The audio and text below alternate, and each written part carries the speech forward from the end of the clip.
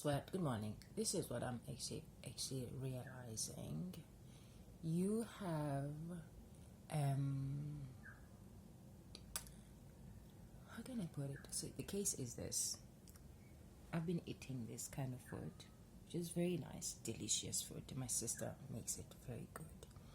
And this is the kind of food that was always made since I was a child.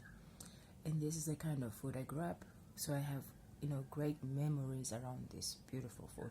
Colorful, eh? It's all about colorful. But here's the funny thing about me that I was not even aware is growing up. Growing up as a child, I was a fussy child who didn't want to eat everything. There were certain kind of food, the food that I was to eat, it was like, you eat it. Yeah, I was picky, let me just say. And then when I grew up and I started working, early 20s, I just felt like I was given a freedom to create exactly what I want. Out of the blue, I saw that I was more, because also working in a restaurant, you get exposed to food, and then there's variety of food. And I saw that there were food that was not actually was not familiar to my kind of food that I was eating back home, which is normal. This is cultural food.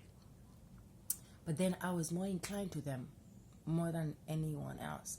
So I was more inclined to salads. I was more inclined to... In fact, let me just not even go there, because there was this old man who always ate boiled food. And I didn't understand it, but I felt inclined in his way of eating. His food was always somehow dry or just cooked with salt and water. It was just less cooked with less spices, I must say. It didn't have so much entertainment. Yes. So and I remember looking at him as a child, and he had everything that we would think or wish as coming from a family that is considered poor. He had everything. But then I saw his diet. Of course, now I understand maybe it was his age. Maybe it could be his age. But then I was inclined to like, wow, this person, he has everything, but yet he just eat most simple food ever. I think he lived up to 100 years old, even more. Anyway, so my thing about food, I was sitting here reflecting how our mind we create with it. Then we have this unconscious mind where we live in a place, we take things unconsciously without consideration, and then we get awaken how we are choosing and from where we're choosing and what we create by what the choices that we make. Which reminds me of some old man that it's always about old men. Then this old man, when I actually, filed for divorce and then I left, he was a friend of, he was a family friend. So I informed him and he didn't say anything much. He just said, I hope in the next life you make, choices that will actually create what you want. Basically, he said you make, it's more like you make better choices for yourself. I must say, initially when I heard this, I was offended because I felt like someone was undermining of my, way of doing things, but I didn't understand from which lens he was looking at. And of course, I think he has been married before or whatever. Anyway, he was a psychologist, to say the least. Anyway, today is 3 years after. I know that what he said didn't come from a bad place. He didn't have a bad intention. He was more like seeing things from a higher perspective, which comes back to what I'm saying now, that you have an unconscious mind that you make choices with, and it creates a world. Then you have a conscious mind. A conscious mind has intentions. It has goals. It has a vision. It sees what you want to reach, where you want to go. You have everything. That's a conscious mind. And a conscious mind is the one who's going to come up with a plan. is going to come up with the idea, is going to come up with ways and methods in how to get to the place where you see yourself, living or goal that you want to reach in life. So that's a conscious mind. And once you awaken to your conscious mind, your life is bound to change in everywhere. It's bound to change in how you see things, in how you think, in how you position yourself, and how you relate, and how, it's going to change everything. That's the awakened mind. That's a conscious mind. That's a third eye. That eye that's able to see everything for what it is. So I was looking at this food. It just like reflects me of an unconscious mind. I eat this food because of how it makes me feel. Like I was also drinking hot water with cremora, which is something I've never done before. But I've been doing it. I've been doing it because I like the feeling. And I'm looking at it, okay, I like the feeling, it's true, but does it feed? Does it take care of my body? Does it heal or does it destroy my body? Is it bringing a healing energy in my body, or is it bringing death in my body? And this was like, wow, I've never really seen things that way, and I was thinking about how I can actually help people who are going through, like, people who are fat and want to lose and they don't know how to lose weight. But then I'm thinking it's not about the food, it's the thoughts, it's the goal, and how the choice you are making are creating either your goal or are creating a disaster that you don't want to experience. So that's it. Also, it's all in the same field, wanting to help people to heal from it within, so that they can make good decision that is aligning with what they value most in life. And I look at myself, I'm like, okay, yes, emotionally, I know I value peace, I value calm energy, I value connection, I value openness, I value being present, and I value feeling empowered and grounded, having clarity, understanding things.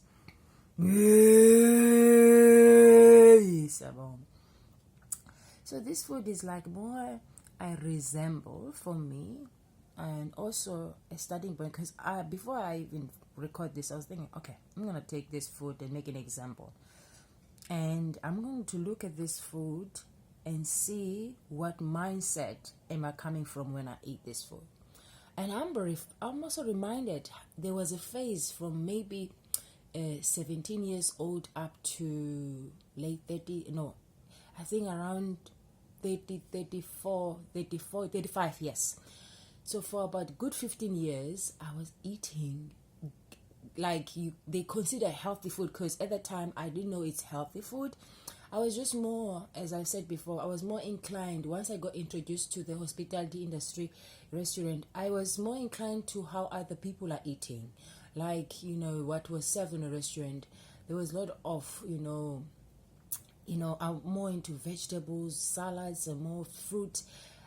Even though before that, even at school, at primary, I was the one who was like buying fruits. I don't know why.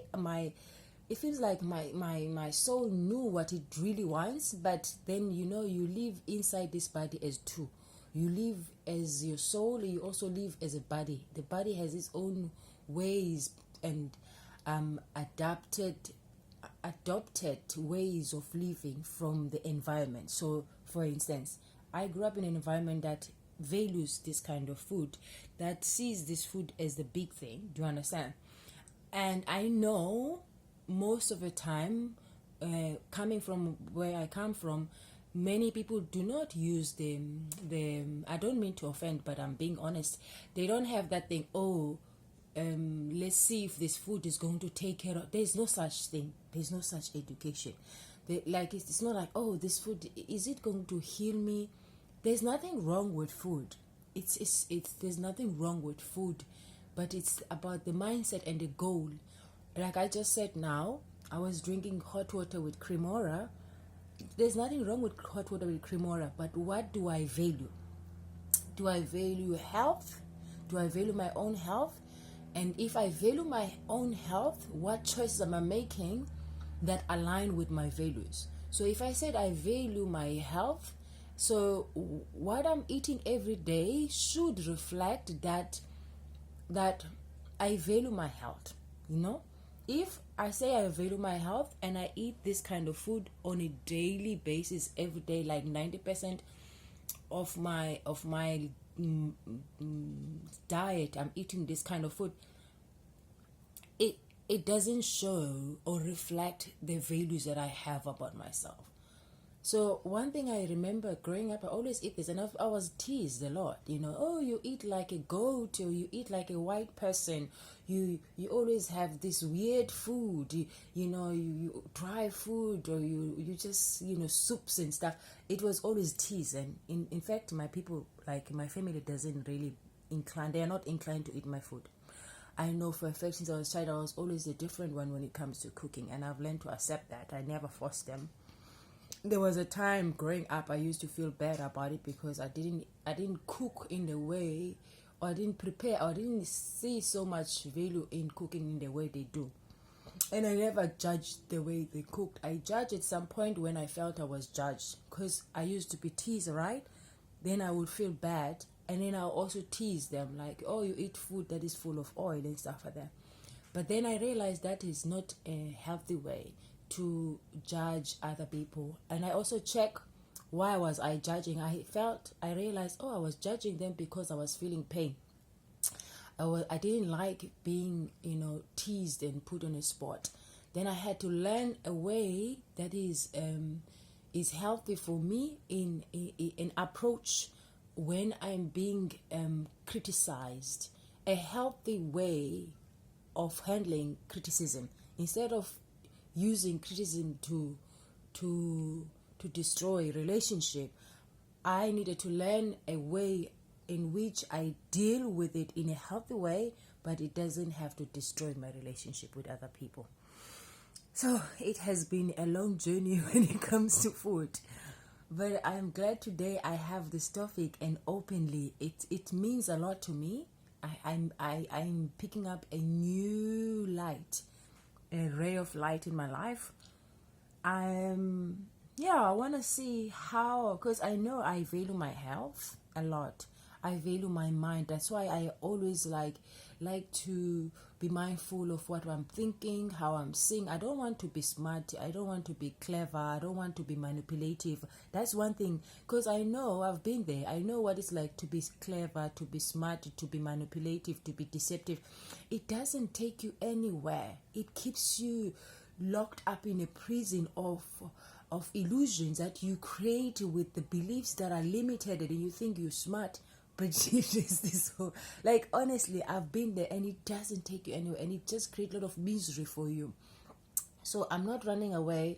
And also I also realize why we choose to be smart, we choose to be clever and manipulative and deceptive, because it's the easiest thing ever that a human being could do, that compared to be real, compared to be authentic, compared to be true. Truth requires a lot of resilience.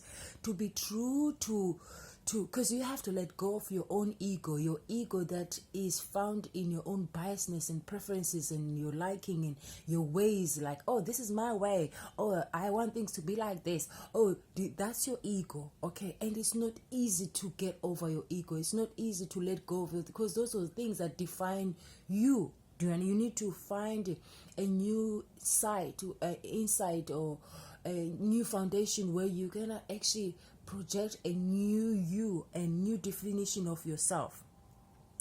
And I that's why I'm saying I understand, and I don't want to be, it's not even I don't want, it's impossible for me now to be deceptive. It's impossible for me to lie.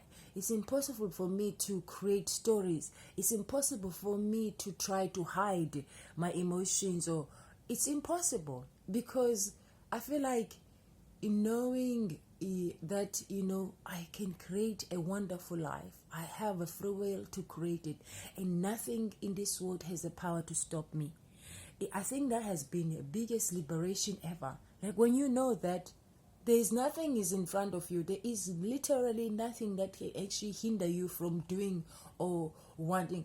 There is nothing, literally, unless you leave this body, basically. So when you have that, and which requires a lot of fearless energy, because with fear you cannot do anything. With fear you always, that's why people who are deceptive, people who are deceptive, people who are manipulative, they have a lot of fear in their, they a lot of fear because they fear to lose something.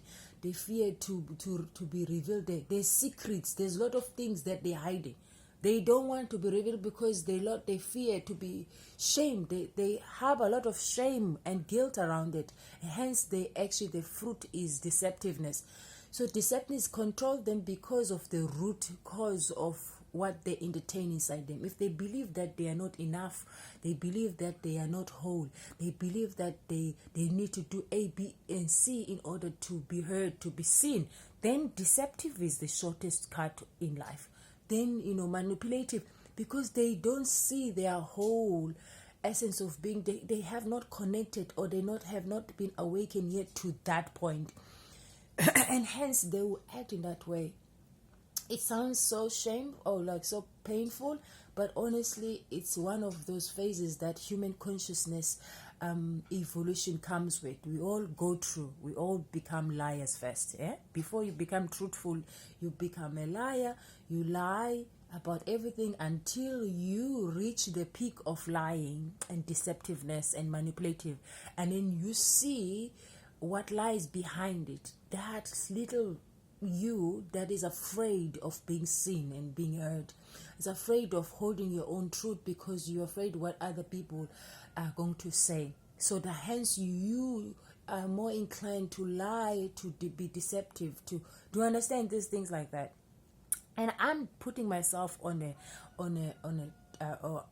putting myself out there. Like I'm telling myself, okay, you know what? I'm gonna see, how much do I value this health? I want to put myself on a test. I want to eat the kind of food that I know that I value, just like I do with my mindset. Because I know for sure, if one thing that I'm so certain about, I never back when it comes to my head. When it comes to my peace, I value peace. I make choices consciously that are going to make sure that my mind state is not jeopardized. My inner peace is not, shaken. My sense of connection is number one. Do you understand? I make choices. Sometimes I let things slip. I let things go. I do not interfere. I see things happen around me, things that are calling my energy of darkness to come out. But then I choose consciously not to, because I know if I feed that energy of darkness, my God, it's gonna come and take all this beautiful energy that my heart values. I value, honestly, when I say I value inner peace, I do value, and I make sure that I choose certain choices that are going to give me that back. Because life, you get what you give. If you constantly choose to act in a certain way every time a situation happens, you act in the same way, you are going to have that kind of experience in your life all the time. You are going to, if you constantly feel in a certain way, those feelings are going to come back. You get what you give. You receive what you give in life. Life is only a reflection of you, and I've proven that. I have seen in my life, I've changed within 3 years. I've lived in my life in place of anxiety, of fear, of shame, of guilt, of wanting to please everyone. I was the one who was always sending money to home. I didn't want my family to struggle. I was working since I was young. I was 17. Money was like nothing to me. I would just give to my family, here's the money every time. Like if they call for this is what, because for me, I was like, I didn't even know what I stand for. I didn't know what I wanted. And I saw family as the biggest thing. You have no idea. So I was always giving friends. I'll come back home with big suitcases. I have new clothes for friends, for neighbors, for family, for people that I used to work for. Like every time they said, Tandy, we want this, I give them. Like I was a giver. My friends, same thing. In Cape Town, same thing. Like I always, and I changed. When I changed, hell broke low, hell broke loose. It's just like when I change, everyone who was actually benefiting from how I was, from based on the mindset I was coming from, they suffered around me. Anyone who loved me because I was giving, I was kind, then with this new Tandy, they could not take it, because this new Tandy was a bit cold. This new Tandy had more light and clarity, can see things. This new Tandy was not acting stupidly. This new Tandy was not doing things to be validated, to be liked, to be loved. This new Tandy is full of love. This new Tandy loves herself too much that she chooses to protect herself, her energy. She chooses decisions that are going to build for her, not to destroy her. You know, I didn't have money, and when I started to learn, oh, you know what? No, man, your family has everything. You are here in Cape Town, you are studying, you are paying school fees, you are renting, you are going to work, you are doing all these things, you're sending money home every month. It's wild. Your mom has money, your sisters are having something, but you are busy sending. Then when I realized that, I was 20, so I was like, hell no. I sent a message. Actually, I spoke to them. I came down here. That time, it was the very first time for me to come here without nothing. I faced my fears. That was the biggest fear, because you can be rejected. I came home and I told everybody, uncles knew that I could come with brandy, whiskey, things. I said, no, I don't have. I'm no longer going to send anything for anyone. I'm not going to do anything, because you guys can survive with or without me. And telling you, I learned a lot of great things from making those decisions, because yes, you lose now that connection with your other, siblings or families, because they only saw you. You actually taught them. You taught them. You teach them how to, your relationship with other people, you the one who actually teach other people how to treat you. So for me, it was like, okay, if I give nice thing, if I, give them money, if I give this thing, then they will love me. It means it was me. It was never them. It was me. I was seeking validation. I felt like, if I need love, I must actually give things. And if I give things, then I feel loved. That was weird, eh? So, when I made that decision, my life changed. I'm telling you, my life changed for the better. Better for me, because now I was no longer like stressing about how I'm going to get this, how I'm going to do this, how I'm going to do this. I was no longer. And I made wiser decision. I also started to check, why am I studying if I'm working full time and I have to be at school full time? I am only one person. I need to choose which one that I need for now, which one that works for me now. I think from that moment, I chose to live in the moment. I chose to live right now. I chose to take care of myself, take care of my own needs, take care of my own feelings, because that I've never done. And I feel like I didn't get it as a child, like someone who's there, like, I'm taking care of you, Tandy. I'm being here for you. What are your needs? What are you feeling? What do you need? I didn't get. So I was starting now to mother myself, to parent myself in a way that is loving and caring and is unconditional, that is there for me, So I did that, and my life was just blossoming. It was like beautiful in a sense. Why? One, I was happy with myself, because I was happy with the choices I made. I made difficult choices that were risky, to lose family members, friends, and stuff like that. But I honored what I felt was right to me, and that made me a stronger person. That made me strong, because I listened to my heart. I heard what it was saying, and I did exactly what it wanted, even though it was difficult. And I feel like that's the one thing that has helped me in many things. I've made difficult decisions, even with leaving my marriage. That was the most difficult, choice that I had to make. But at the same time, it revealed the courage that lives in me. Like, I have so much crazy, wild courage. I don't see anything in this world that is bigger than, you do understand? Like, it's bigger than life. I don't see anyone or anything. I have zero, I'm not a person who fear things easily. I'm not like I'm gonna be afraid of it, because I feel like once you understand where fear comes from and what creates fear, what feeds fear, then your choices in life will be more inclined to choose courage over fear, because fear is the one that binds you down, is the one that stagnates you, the one keeps you down, whereas courage is the one that is going to push you out there.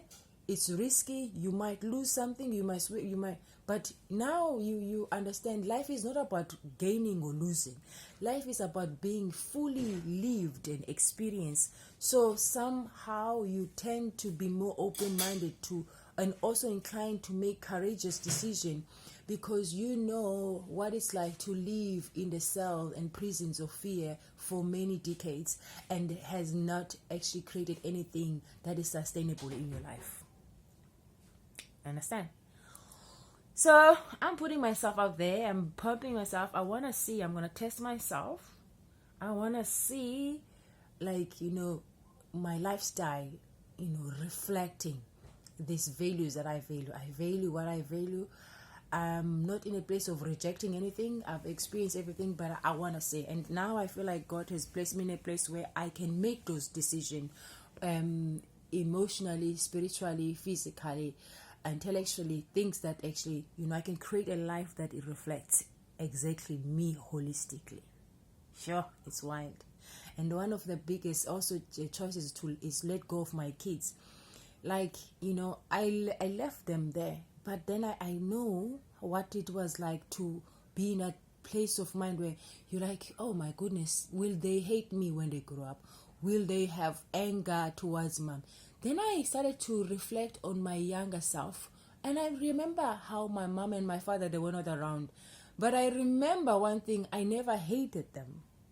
I'm like, yes, it was painful not to have your parents around at some time, because you wanted to have your parents around, that's true. But there was so much wisdom in me that understood that things happen for a reason. Even though, yes, it was challenging and painful to not have them, but I also understood that they didn't live for nothing. They have a reason, a valid reason for them to make those choices. Therefore, because I understood that, I respected what was, and I accepted my life as it was, and I moved on and I lived until they came back. So when my mom came back, in fact, I already knew that she's there, but she's coming. She always come twice a year, and I'll see her, and she'll leave again. That was the life that I had at the time, and I needed to learn to accept and acknowledge it. And because I know this, I project the same thing to my kids as well, in this phase, in this period that we don't see. So I'm not in a place where I'm feeling guilty or shame because I left the kids in Italy. I'm very much aware everything happened for a reason, and also there's time for everything. And that's one thing I've told my kids, that there's time for everything, that nothing happened under the sun happened for no reason. So out of those words, I do respect the moment and accept where I am right now, and I will move on. And when time comes, things will align. And if life wants us to meet again, we will meet again. If we don't, then we don't. That's the hardest decision I had to make, and to acknowledge this reality, that I'm no longer there. I'm no longer the mother that I was 3 years ago, 2 years ago, 1 year ago. I'm no longer in their lives. They are there. They are living life without me every day. They have already, with this year not seeing me at all, they've already have their own lifestyle that they have without me. And I already have mine without them. And I have to learn to accept that this is what it is right now. Yes, my heart would like to be with them. But honestly, what is the reality now? And I had to learn to acknowledge that. I had to learn to accept my reality right now, where I am right now, what is happening right now. Tough decisions have to be made. Difficult conversations have to be held. And this one thing that I challenge myself is to do this, because those are the things I used to run away as a child. I used to run away of having tough difficult conversation with siblings, with parents, with people. I instead feel like when I was younger, I was more open towards them, but because of how other people reacted, then I would run away. I feel like I could not stomach the dense energy that comes with having